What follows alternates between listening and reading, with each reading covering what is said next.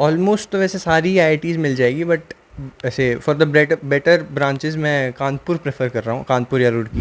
Admission करवाया, सारा education का जिम्मा बड़े पापा ने संभाला कि मैट्रिक्स का करिकुलम बहुत ज़्यादा अच्छा है, बहुत ज़्यादा सही है। जिस टाइम आप पढ़ना चाहते हो आप उस टाइम पढ़ सकते हो, इसलिए सुबह और शाम दोनों टाइम्स के फ्लेक्सिबल बैचेस हुआ करते थे। हम शॉपकीपर है, हम दुकान है कोई चने मूंगफली की हमारे स्टेशन रोड पे। अच्छा। सुबह 9 बजे जाते हैं, रात को 9 बजे आते हैं। बिल्कुल बिल्कुल। 12-12 घंटे ड्यूटी देते हैं कि जो कमी हमारे में रही हुई है ना वो हमारे बच्चों में ना रहे। तो मैंने अपने परिवार को बहुत तरीके से जी जान से संजोया है।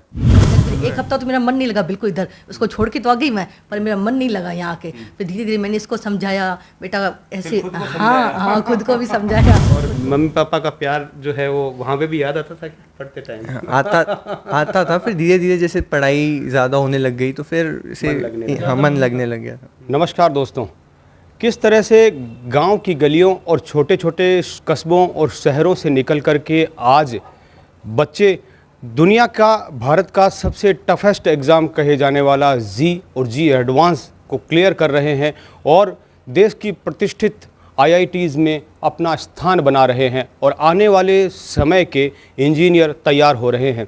एक ऐसी ही इंस्पायरिंग स्टोरी लेकर के आज आ गया हूँ। सुजानगढ़ के भोजलाई बास की कृष्णा की कहानी। भारत का सबसे कठिन टफेस्ट एग्ज़ाम कहा जाता है, उसको उसने क्रैश किया और किस तरह से उसने जगह बनाई टॉपेस्ट आईआईटी में।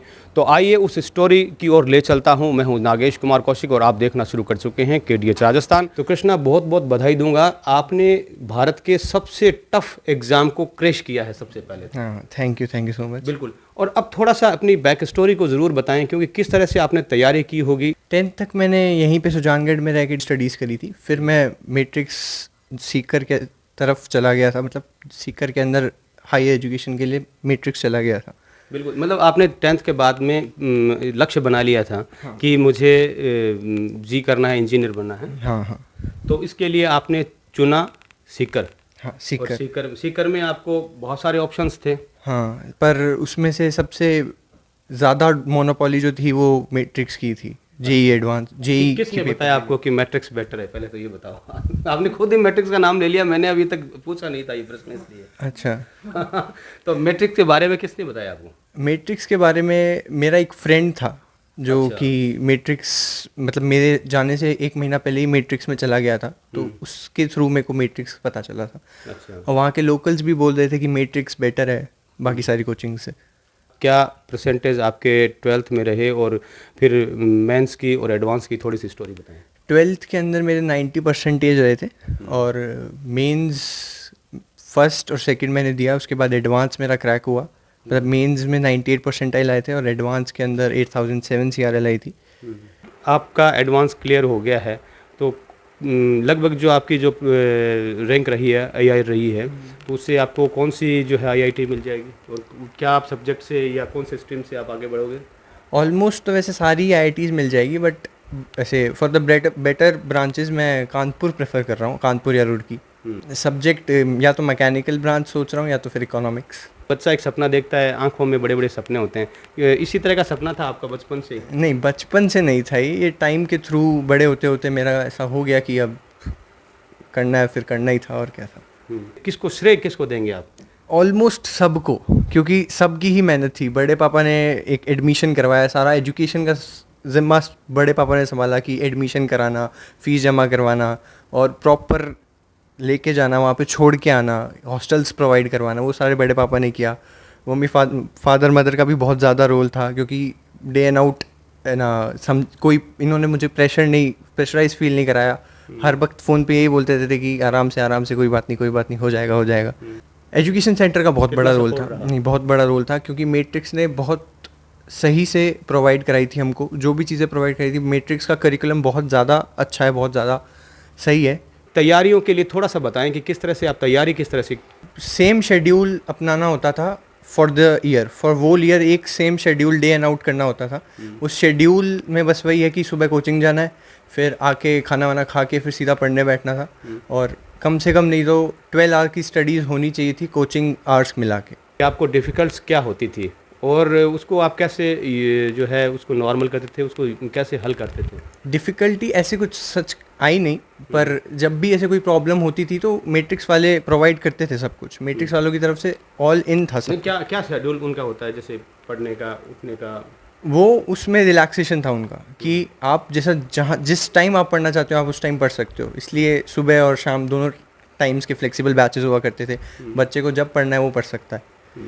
तो डाउट्स क्लियर के लिए क्या व्यवस्था होती थी? हाँ, डाउट्स क्लियर के लिए है ना प्रॉपर डाउट काउंटर्स होते थे, है ना 2 या 3 डाउट काउंटर्स होते थे जिसमें बहुत सारे टीचर्स बैठते थे। वहाँ पे आप जाके अपने डाउट्स क्लियर कर सकते हो। हर हफ्ते में हर दिन डाउट्स लगते थे मतलब। और ये तो बात है कृष्णा की, लेकिन कृष्णा किस बैकग्राउंड से आता है, कौन से परिवार से आता है, जानकारी वो भी ज़रूरी है। तो कृष्णा के माता पिता मेरे साथ में यहाँ पर मौजूद हैं, उनसे भी मैं परिचय ज़रूर करवाऊँगा। और इधर कृष्णा के ताऊजी और ताईजी भी यहाँ पर बैठे हैं। तो किस तरह का एक फैमिली सपोर्ट होता है, किस तरह से बच्चों के सपने सच करने के लिए माँ बाप भी किस तरह की जिद्दोजहद करते हैं। नंदकिशोर जी, कितना अच्छा लगता है अपने बेटे को एक सक्सेस होते हुए, मतलब एक ऐसे एक एग्ज़ाम को क्रैश कर लेना?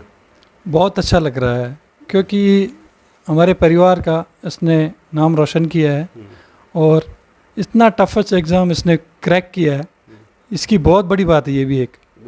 आप वैसे काम क्या करते हैं सर? हम शॉपकीपर है, हम दुकान है कोई चने मूंगफली की हमारे स्टेशन रोड पे। अच्छा, हाँ चने और मूंगफली जो अपनी भाषा, साधारण भाषा में जो भूंगड़े वगैरह कहते हैं, वो सब बनाते हैं। हाँ हाँ उसका काम है। तो यानी उसका और इसका आईआईटी का क्या मैच हुआ? मतलब किस तरह से बच्चे में इस तरह का सपना कैसे? बच्चे में सपना तो इस तरह का इसके लिए था कि ये देखते थे पापा सुबह 9 बजे जाते हैं, रात को 9 बजे आते हैं, बिल्कुल बिल्कुल 12-12 घंटे ड्यूटी देते हैं बिल्कुल। और उधर धूप रहती है। हाँ हाँ, तो इन्होंने हमारा काम देख के इन्होंने ऐसे ही सोचा कि हम कुछ अलग करें। बिल्कुल उस हिसाब से इन्होंने मतलब पढ़ाई का एक जरिया ढूंढा बिल्कुल। और उसके अंदर इसने सफलता प्राप्त आपकी की। एजुकेशन क्या रही? मेरी तो एजुकेशन 10th रही। 10th, यानी कि मतलब आपने बहुत अच्छा प्रयास किया है कि आपने अपने परिवार को, अपने बच्चे को एकदम वो स्टैंडर्ड देने की कोशिश की है जो शायद वो अवसर आपको नहीं मिले, लेकिन आपके बच्चे को मिल रहे हैं। तो पहले ऐसे लगता था कि जो कमी हमारे में रही हुई है ना वो हमारे बच्चों में ना रहे। बिल्कुल। उस हिसाब से इनको हमने एजुकेशन दी और इधर बड़े भाई है, सबसे बड़ा योगदान इनका रहा अच्छा क्योंकि एजुकेशन वाला काम सारा इनके हाथ में था। अच्छा, बच्चे का एडमिशन करवाना और करवाना सब इन्होंने ही करवाया टोटल। बिल्कुल। मैं अभी ताऊ जी के पास भी जाऊंगा, पहले थोड़ा सा मम्मी जी से परिचय और कर लूँ। नमस्ते मैडम, क्या नाम आपका? मेरा नाम सुनीता भागवानी। सुनीता जी, सुनीता जी आप क्या हाउसवाइफ हैं या कोई जॉब करती हैं? मैं हाउस वाइफ हूँ सर। ओनली हाउसवाइफ हैं। और किस तरह से आपने बच्चे को सपोर्ट करने के लिए क्या मतलब एक तरीका अपनाया? क्योंकि माँ बाप के सपोर्ट के बिना तो बच्चा, मेरे हिसाब से बच्चा आगे नहीं बढ़ सकता। हम पैसे का सपोर्ट कर सकते हैं, बच्चों पढ़ाई तो बच्चे ने खुद नहीं की है। हाँ, तो बच्चे ने खुद ने मेहनत की है, पढ़ाई की है। हमने बस कोशिश की थी इसको कि बेटा कर, ये करना ही है तुझे। तो बेटे ने इसके लिए खुशी भी बहुत हुई है। आज बच्चा निकला है तो कितनी खुशी होती है। पहले वो जेईई मेंस में निकला था तो उसमें खुशी थी, अब डबल खुशी कर दी उसने आईआईटी निकलवा के। हाँ, बिल्कुल, जो भारत के जो टॉप कॉलेज हैं आईआईटी, उनमें इसका सिलेक्शन हो रहा है। हाँ सर, बहुत खुशी हुई है इस बात की। मैं पहले तो सबसे पहले भगवान का शुक्रिया करना चाहूँगी क्योंकि उन्होंने ही हमें ये चीज़ दी है, बच्चे को आगे बढ़ाया। आज भगवान बैठता है आगे तभी बच्चा कर पाता है। मेहनत तो है बच्चे की, पर भगवान साथ में होता है बच्चे की, तभी बच्चा कर पाता है ये चीज़। अचानक से कुछ सफलताएं नहीं मिलती, हर व्यक्ति को सोचना होता है, पहले से एक प्रोग्राम बनाना पड़ता है। तो ये प्रोग्राम किस तरह से बना, जो अभी इन्होंने कहा कि जो शिक्षा का जो है वो बड़े भैया संभालते हैं, तो बड़े भैया से जरूर परिचय करूँगा। आपका शुभ नाम क्या है? शैलेंद्र भागवानी। आप क्या करते हैं? मैं दुकान ही है कन्फेक्शनरी का, फैक्ट्री बैठता हूँ जसवंतगढ़ में। अच्छा अच्छा। हम जॉइंट फैमिली में से है और हमारे पिताजी 2000 में ऑफ हो गए थे, ठीक है। तो सारा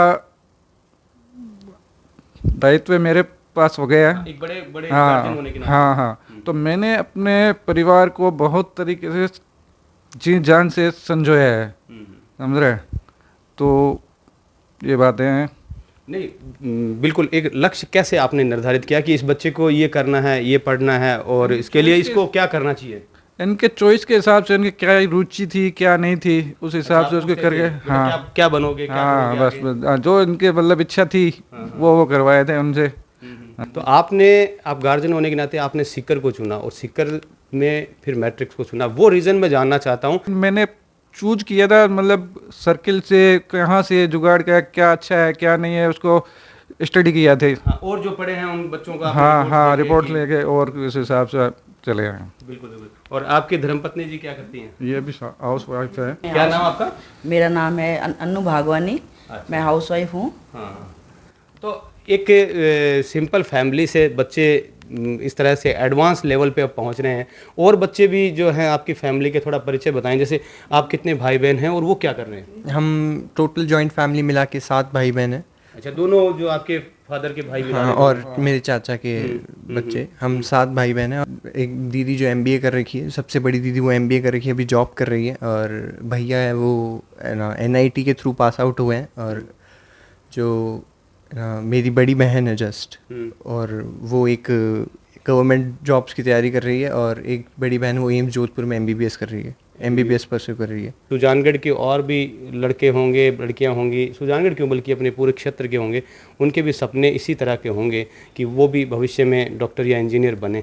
तो उनके लिए आप क्या मैसेज करना चाहोगे कि वो किस तरह से अपना एक प्रोग्राम तय करें, सपना देखें तो सपना सच कैसे करें?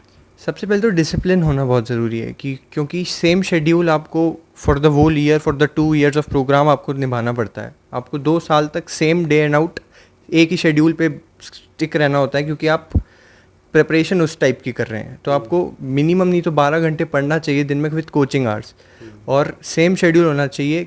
और शेड्यूल से ना कई बार लोग एग्जॉस्ट भी हो जाते हैं, पर उन सब चीज़ों से एग्जॉस्ट नहीं होना है, लगातार मेहनत करती रहनी चाहिए। मैं एक चीज़ और जानना चाहूँगा, आप पेरेंट्स भी बैठे हैं, कि एक हवा होता है घर से दूर रहने का बच्चे का, कि भाई परिवार में पला बड़ा होता है, परिवार के अपनों के बीच में एक सुरक्षित माहौल होता है, कि किस तरह से बच्चा अलग जाएगा, दूर जाएगा, अपने परिवार से दूर रहेगा, हॉस्टल्स में रहेगा, वो कैसे खाएगा, क्या करेगा, मतलब ये जो होता है उससे बोला अगर तेरा मन नहीं लगे तो संडे को गांव आ जाओ और वापस सोमवार को चले जाओ।